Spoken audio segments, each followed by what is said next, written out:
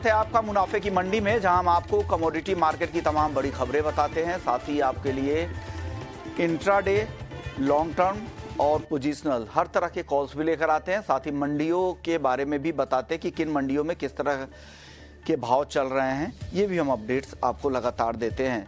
सबसे पहले बात आज कर लेते हैं गोल्ड की जो नरमी थी वो फिर से गायब होती दिख रही है। हर गिरावट पे यहाँ खरीदारी देखने को मिल रही है। अभी फिलहाल 100 रुपए से ज़्यादा की तेजी है, 9300 के करीब सोने का भाव है, लेकिन ट्रेंड यहाँ पे लगातार तेजी का है। हमारे साथ प्रथमेश माल्या हैं एंजल वन से, और साथ ही यूनिवेस्ट से हमारे साथ तरुण सत्संगी जी हैं। बहुत बहुत शुक्रिया आप दोनों मेहमानों का, आपने वक्त निकाला। आपसे शुरुआत करेंगे प्रथमेश जी। गोल्ड में आज और कल शाम के सत्र में जो रिकवरी दिखी है, इसके पीछे की वजह आप क्या मानते हैं? टेक्नो फंडा व्यू दीजिए, और टेक्निकली अब कैसा दिख रहा है ये मार्केट आपको? आई थिंक ऊपर ही भाव। आवाज आ रही है? हाँ आ रही, बिल्कुल sir, loud and clear. Okay. ऊपरी भाव से मेरे ख्याल से काफी अच्छा करेक्शन हो चुका था और रिसेंट वीक्स में वॉलेटिलिटी बढ़ गई थी, और प्लस न्यूज फ्लो भी है जो वो गोल्ड को नीचे जाने के संकेत दे रहे थे। तो कहीं ना कहीं मेरे ख्याल से वो ओवरऑल सेलिंग जो है वो ज्यादा होने के कारण एक यहाँ से एक टेक्निकल बाउंस देखने को मिला है, और ये ज्यादा सस्टेनेबल नहीं है टेकिंग इनटू कंसिडरेशन जो न्यूज फ्लोज आ रही है। तो मेरे ख्याल से अगर आज के ट्रेड की बात करें तो पॉसिबिलिटी है ये मोमेंटम आज के सेशन में जारी रहेगी। मेरे ख्याल से और 1000 ऊपरी भाव तक दिख सकता है। स्पेसिफिकली गोल्ड की बात करें 93,400 और 94,000 तक वापस से काउंटर जा सकता है, बट ऊपरी भाव से आपको मेरे ख्याल से नीचे की तरफ का ये रुख दिखेगा, बिकॉज फैक्टर्स जो है वो यही संकेत कर रहे हैं कि गोल्ड में अभी भी करेक्शन जारी है। तो ओवरऑल ट्रेड पर्सपेक्टिव में अगर आज के सेशन में इंट्राडे के लिए कुछ करना है तो 93,100 पे बाय करे, 90 to 950 का स्टॉप लगाए और 93,400 का टारगेट रखे। बट आप अगर आप पोजिशनल कुछ करना चाहते हैं तो फिलहाल वेट करें, ये ऊपरी भाव से करेक्शन होने की काफी ज्यादा उम्मीद कर रहा है। पोजिशनल लंबी अवधि का नजरिया है तो आप वेट कर ले, भाव नीचे आने दे, फिर खरीदारी के बारे में सोचे। लेकिन अगर आज आपको ट्रेड करना है तो जो लेवल्स बताए हैं, एक बार उन लेवल्स का ध्यान रखिएगा, प्रथमेश जी के लेवल्स को, और आपको इंट्राडे के लिए खरीदारी ही करनी है। चलिए चांदी की बात करते हैं। चांदी में भी तेजी का ही ट्रेंड दिख रहा है, 96,000 रुपए के बेहद करीब है। गोल्ड के में जो नरमी आई थी तो थोड़ी मुनाफा वसूली चांदी में भी दिखी थी, लेकिन चांदी वापस से 96,000 के करीब पहुंच गई है। गोल्ड पर आपका व्यू क्या है, सॉरी चांदी पे आपका व्यू क्या है प्रथमेश जी? किस तरह की चाल चांदी की आगे यहां से दिख रही है आपको? चांदी में भी वैसे ही करेक्शन के बाद ऑलमोस्ट ये थोड़ा सा संभलते हुए दिख रहा है, बट अगेन ये सस्टेनेबल नहीं है ऊपरी भाव से। जो डे ट्रेडर है उनके लिए सलाह है कि ऊपरी भाव पे 96,600 तक ये काउंटर जा सकता है, और अगर बाय करना है तो 95,600 पे जुलाई वायदा की बात कर रहा हूँ मैं, ये बाय करे, 95,200 का स्टॉप लगाए और ऊपर में 96,600 के टारगेट रखे। ओके, तो गोल्ड और सिल्वर पे आपकी राय आ गई है। अब चलिए तरुण जी के पास चलते हैं, एक एक करके राय लेते हैं तरुण जी से भी। तरुण जी, गोल्ड पर पहले बताइए आपकी राय क्या है? हाय, गुड मॉर्निंग गुड विश्वान मॉर्निंग जी। सर। वेल, शॉर्ट टर्म जो करेक्शन था हमने देखा 3450 से 3100 डॉलर्स तक आया, in line with our expectation. हमको ऐसा लगता है कि दो कल लो से ऑलमोस्ट 100 और डॉलर्स का रिकवरी जरूर हुआ है, लेकिन लगता है जिस तरीके से सेंटीमेंट मार्केट के इम्प्रूव हुए हैं, रैलीज पे वंस अगेन फिर से सेलिंग अट्रैक्ट होगा।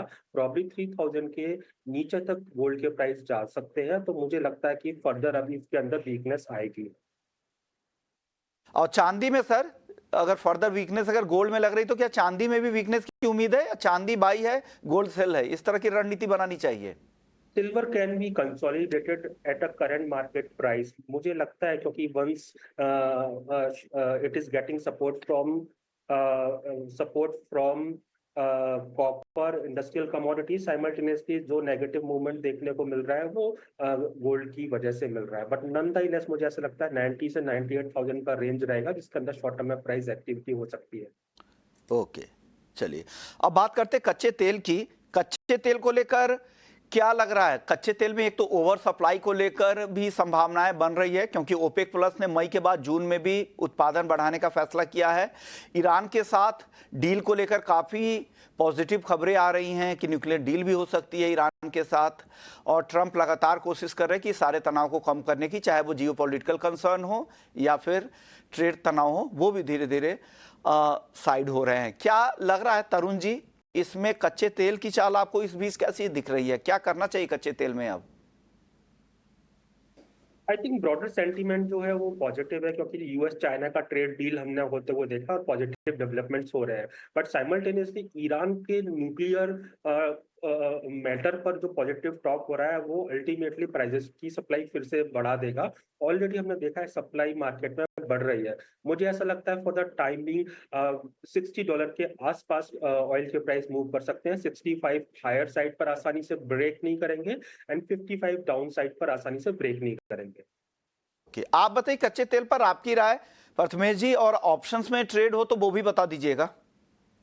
ऑप्शंस में फिलहाल कोई ट्रेड नहीं है, बट डायरेक्शन जो है वो नीचे की तरफ का है। तो फ्यूचर्स में जो ट्रेड कर रहे हैं वो 5320 के करीब बेचे, 5420 का स्टॉप लगा है, टारगेट 5120 के लिए रखें।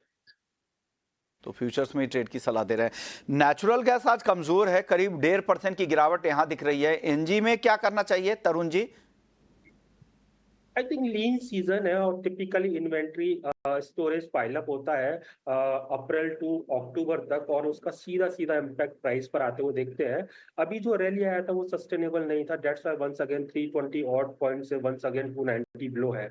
मुझे ऐसा लगता है 295 या उसके आसपास आए तो once again we can go short positionally in this counter. 260 से लेकर 250 तक मेरे को लगता है डाउन साइड में कपल ऑफ वीक्स के अंदर प्राइस आ सकते हैं। ओके, चलिए आप बताइए नेचुरल गैस पे कोई ऑप्शंस में यहाँ पे ट्रेड है क्या प्रथमेश जी? नेचुरल गैस में 295 का स्ट्राइक प्राइस का पुट ऑप्शन खरीदे, 12 रुपए की प्रीमियम पे मिलेगा। ये 7 रुपए का स्टॉप लॉस लगाए, टारगेट 22 के लिए रखें। और 295 के स्ट्राइक की यहाँ पे पुट खरीदने की सलाह है। इनको लग रहा है कि यहाँ से थोड़ी गिरावट बढ़ेगी और पुट खरीद कर जाएं, ये सलाह आ रही है।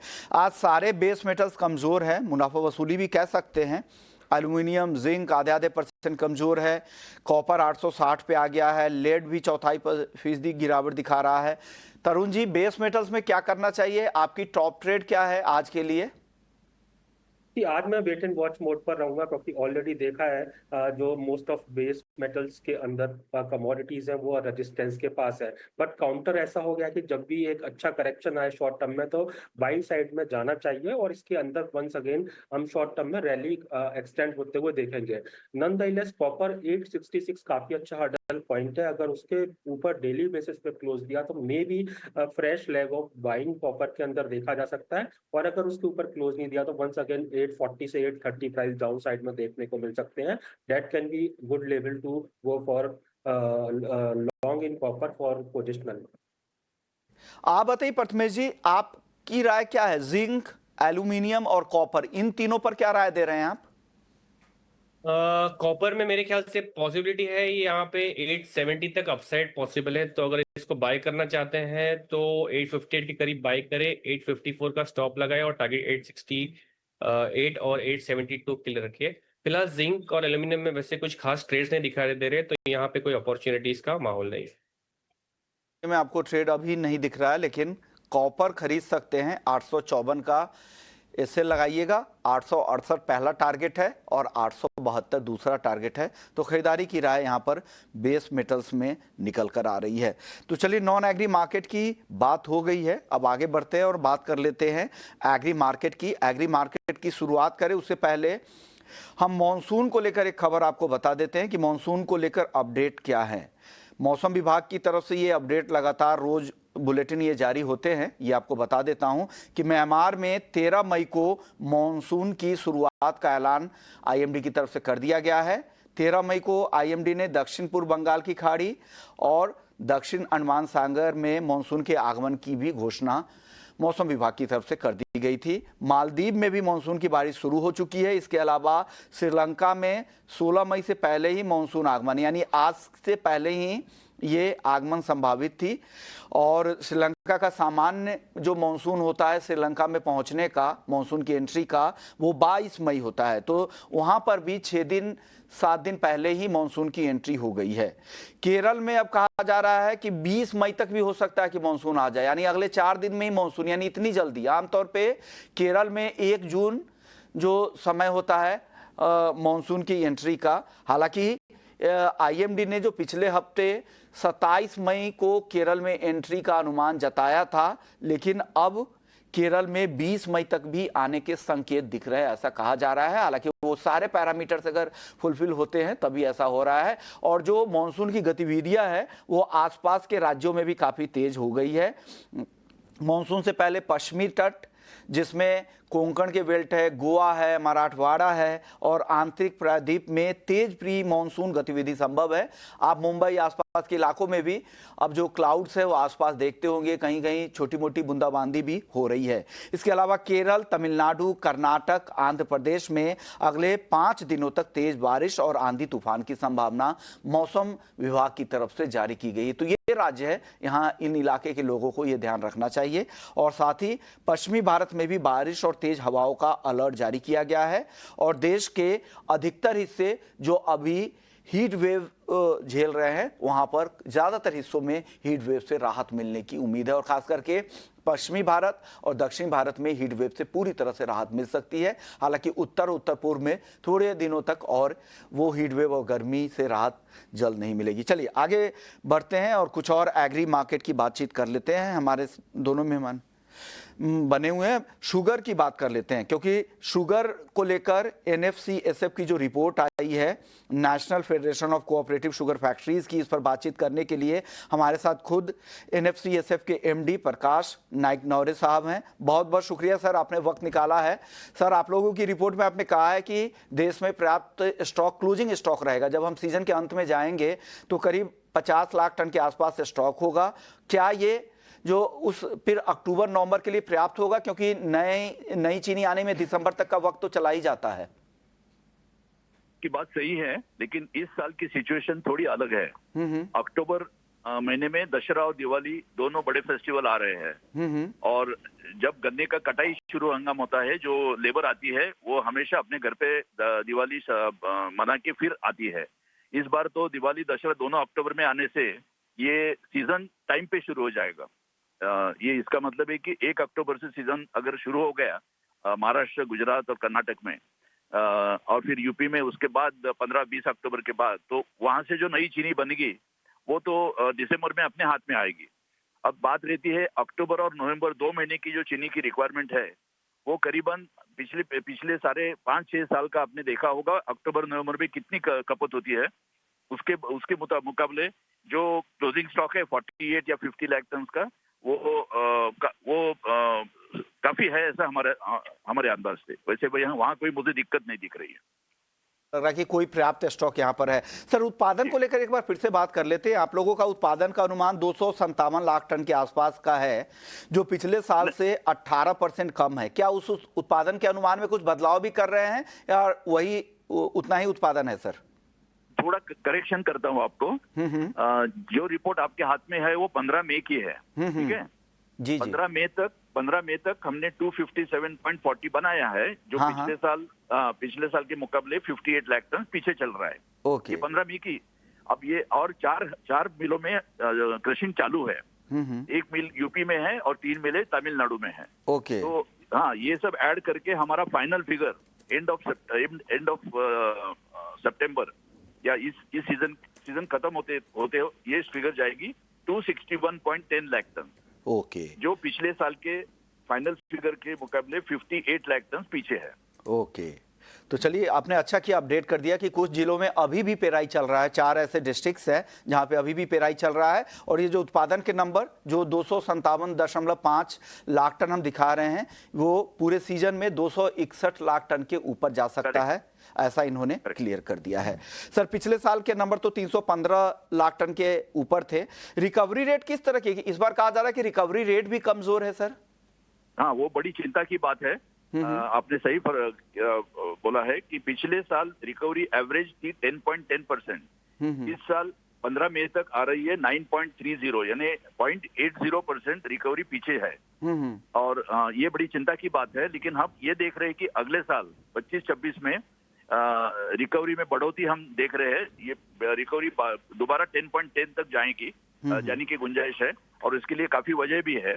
तो ये सब ख्याल में रखते हुए हमने अगले साल का 25-26 का प्रोडक्शन नंबर हमने 330 लाख टन एस्टिमेट कर रहे हैं। और ये 48-50 लाख टन ओपनिंग स्टॉक, को मिला के जो खपत है घरेलू वो 290 लाख जाने के बाद चीनी वैसे अच्छे लेवल पे स्टॉक पे रहेगी, जिसमें हम एक्सपोर्ट चाहते हैं। अगले साल 20-25 लाख टन का एक्सपोर्ट भी होने की हम आशा करते हैं। ओके, अगले साल 20-25 lakh ton export. Sir, export की बात आपने कर दी है, तो अभी तक की जिस तरह से सबड्यूड नंबर आ रहे हैं एक्सपोर्ट के, 10 लाख टन कोटा के आसपास, अब हम अभी 50% के आसपास भी पहुंच रहे हैं मुश्किल से।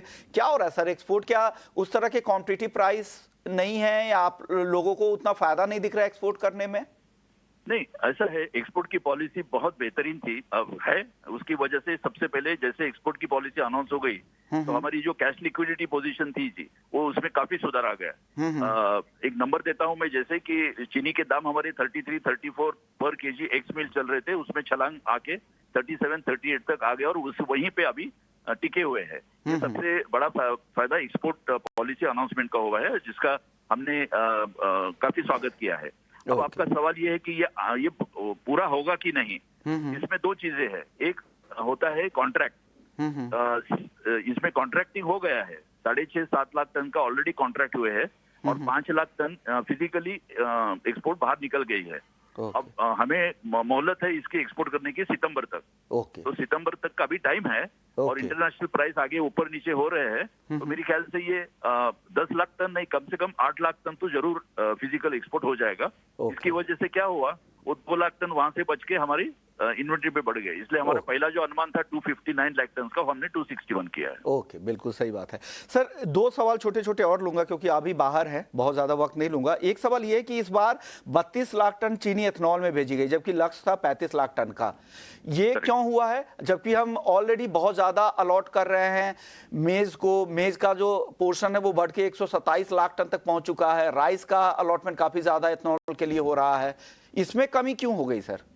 नहीं, इसमें कमी होने का एक ही रीजन है कि पिछले 2 साल से शुगर सिरप, बी हेवी और शुगर केन जूस, इससे जो इथेनॉल बनती है उसके दाम में बढ़ोतरी नहीं हुई है। उसके दाम अपने जगह पे है। इसी वजह से ये 35 लाख टन का जो सब्जम्पशन था शुगर जाएगी इथेनॉल में, वो 32 तक आके रुक गई है। ओके, चलिए सर, मैं वो अगले सवाल में वही पूछने वाला था कि आप लोगों की डिमांड क्या है। आप लोगों की डिमांड लगातार है, जितने भी एसोसिएशन लगातार ये डिमांड रख रहे हैं कि एथेनॉल खरीद मूल्य में बढ़ोतरी की जाए। हालांकि वो डिमांड पूरी नहीं हो पा रही है, सरकार ने अलग तरीके से उसमें थोड़ी बढ़ोतरी की, लेकिन वैसा कुछ इम्पैक्ट हुआ नहीं।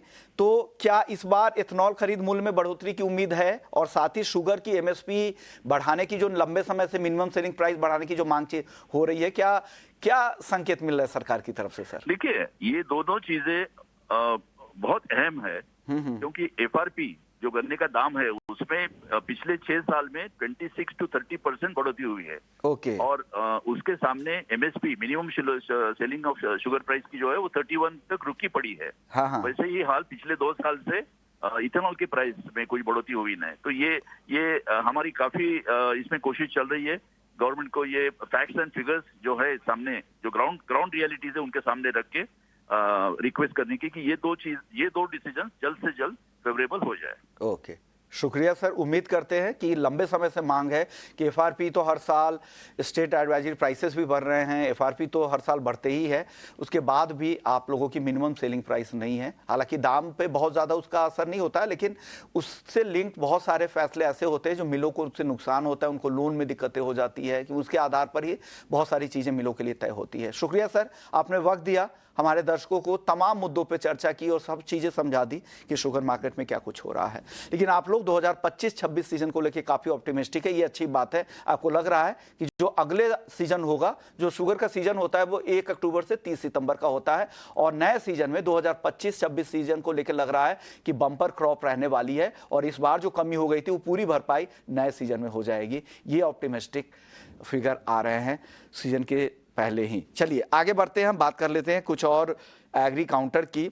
सबसे पहले मसालों पे राय लेते हैं तरुण जी से। तरुण जी, सबसे पहले हल्दी में बताइए, हल्दी धीरे धीरे फिर से तेज हो रही है, 14,600 के ऊपर आ गया है। हल्दी को लेकर आपके पास क्या जानकारी है सर? आई थिंक जो फर्म ट्रेंड है वो कंटिन्यू रहेगा। रिपीटेटिवली हम बोल रहे हैं कि इस साल भी टर्मरिक के प्राइस अच्छे रहेंगे। मुझे ऐसा लगता है शॉर्ट टर्म में 16,500 and by the year and 20,000 तक प्राइस आ सकते हैं। जीरे में सर जीरा कमजोर है, कहा जा रहा है कि अराइवल्स के नंबर मंडियों में, कल मंडी के लोगों से बातचीत हुई कि मंडियों में अब नंबर काफी, आवक के नंबर काफी कम रह गए हैं। उसके बाद भी भाव इसलिए नहीं बढ़ रहे हैं कि ना तो घरेलू डिमांड बहुत मजबूत है और एक्सपोर्ट डिमांड भी अभी उस तरह के निकल के नहीं आ रही है। आपके पास क्या खबर है सर जीरे को लेकर? सर वेल सप्लाइड मार्केट है, लेकिन हमको ये नहीं भूलना चाहिए प्राइस ऑलरेडी बहुत करेक्ट कर चुके हैं। तो अल्टीमेटली जैसा कि पहले भी कहा था, 20,000 आसानी से नीचे ब्रेक नहीं करेंगे एंड 25,000 आसानी से ऊपर नहीं जाएंगे, क्योंकि सप्लाई इनफ है। एंड जब 21,000 के नीचे आए तो इसमें लॉन्ग बनाया जा सकता है, एंड 25,000 के आसपास प्राइस आए तो प्रॉफिट बुकिंग की जा सकती है आपकी तरफ से जीरे को लेकर। धनिया की बात करते हैं, धनिया भी काफी करेक्ट हुआ है तरुणजीत। धनिया 8,000 के पिछले महीने हम देख रहे थे कि 8,000 के ऊपर था, वो धनिया आके 6,800 तक भी फिसला, लेकिन अब वहां से थोड़ी रिकवरी जरूर आई है। क्या लग रहा है ये रिकवरी कंटिन्यू होगी? इस भाव पे कैसा दिख रहा है? हालांकि पिछले शो में मुझे याद है आप धनिया पे बुलिश नहीं थे, आपने कहा था कि धनिया में गिरावट आएगी और उस तरह की गिरावट आई भी। अब नया आउटलुक क्या है? अब खरीदना चाहिए कि अभी भी रुकें? आई थिंक अभी करेक्शन कंटिन्यू करेगा। मेरे को ऐसा लगता है 6,500 शॉर्ट टर्म में प्राइस आ सकते हैं, एंड इसका बेस जो बनेगा वो 6,000 से 6,500 के आसपास बनेगा। एम्पल सप्लाई है इसकी भी, तो मुझे लगता है कि वेट करना चाहिए बिफोर बाइंग। मुझे शॉर्ट टर्म में फर्दर करेक्शन एक्सटेंड होते हुए लगता है। अंडर परफॉर्मेंस रहेगा स्पाइसेस काउंटर के अंदर इस कमोडिटी का।